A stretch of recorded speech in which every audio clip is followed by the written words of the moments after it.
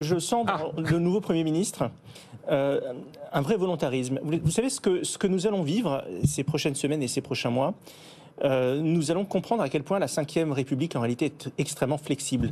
Dans certains cas, vous avez le centre de gravité qui est clairement du côté de Matignon, et c'est évidemment le cas à l'extrême en cohabitation. Oui. Et dans d'autres cas, et on l'a vu assez récemment, vous avez le centre de gravité qui est à l'Élysée.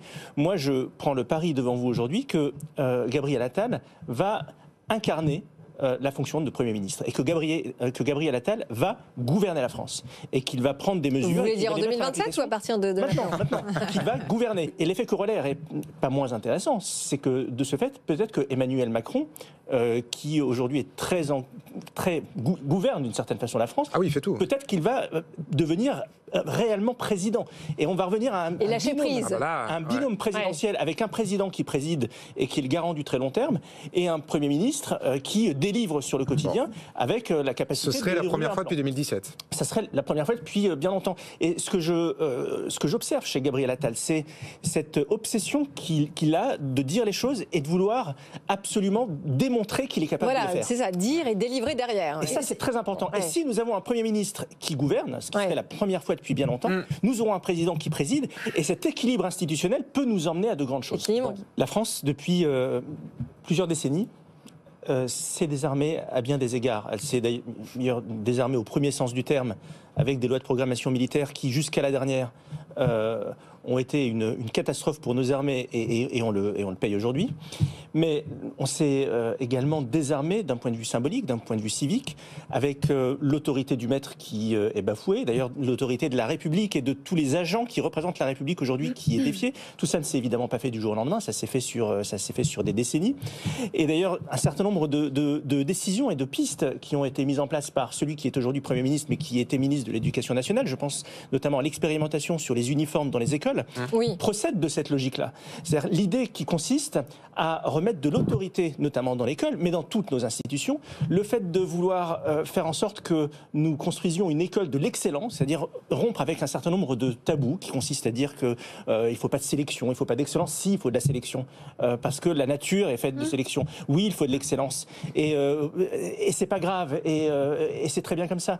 Et donc, le réarmement, d'une certaine façon, que veut porter le président de la République et le Premier ministre, c'est aussi celui-ci. Alors, vous l'avez dit, et je vais passer rapidement dessus, le réarmement industriel.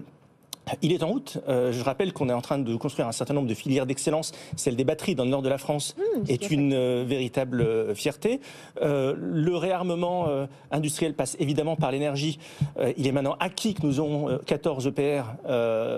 Acquis, il va falloir qu'ils sortent de terre. Enfin, 6 plus 8. C'est une chose de voter une loi, c'est une autre de les faire. On va voir si on raccorde Flamanville au réseau cette année. On n'aura pas le choix.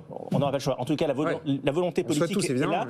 Et les agents, notamment d'EDF, ont démontré dans l'année qui vient de s'écouler, avec, souvenez-vous, avec tous les réacteurs qui étaient à l'arrêt, on se demandait si on allait pouvoir passer l'hiver dernier, ils ont tous été remis en route. Donc finalement, là aussi, on est en train de se réarmer. Il y a un point d'inquiétude, néanmoins, que je garde en moi et que je partage avec vous aujourd'hui, c'est le réarmement de nos comptes publics. Parce que si nous... Effectivement, l'ancien ministre du budget n'en a pas touché mot aujourd'hui. Si nous n'avons pas de marge de manœuvre budgétaire, ou si nous voyons nos marges budgétaires se réduire d'année en année, comme nous le voyons depuis un certain nombre de décennies, à un moment donné, ça ne marchera pas. Vous connaissez aussi bien que moi, voire mieux que moi, l'évolution de nos taux d'intérêt, de la charge de la dette. À un moment donné, un certain nombre de mesures fortes devront être prises.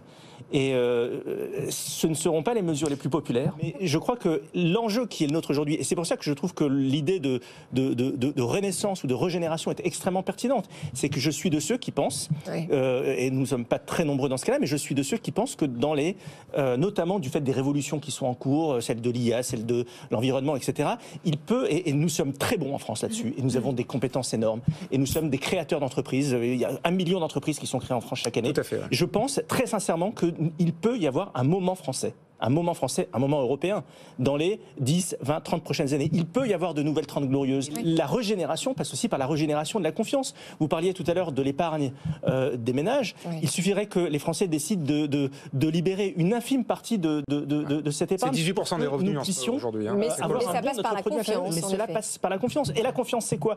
C'est la confiance en l'avenir. C'est l'idée que aujourd'hui, il y a un très grand nombre de personnes, essentiellement des retraités d'ailleurs, qui ont un patrimoine énorme énormes qui ont des revenus d'ailleurs qui sont entre parenthèses supérieurs à celui des actifs, mais ça c'est un autre sujet. Oui.